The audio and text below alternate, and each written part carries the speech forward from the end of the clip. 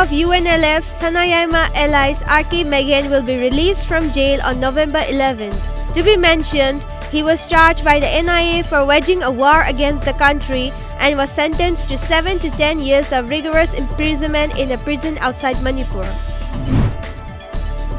One person had died in a road mishap that took place near Moirang late last night.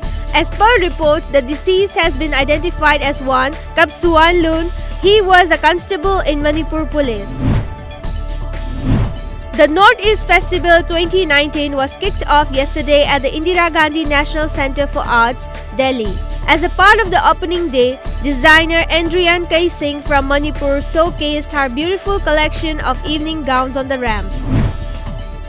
Nagaland Chief Minister Nefurio launched the online inner line permit for tourists in Kohima. According to reports, the initiative was taken up keeping in view of the upcoming Hornbill Festival in the state.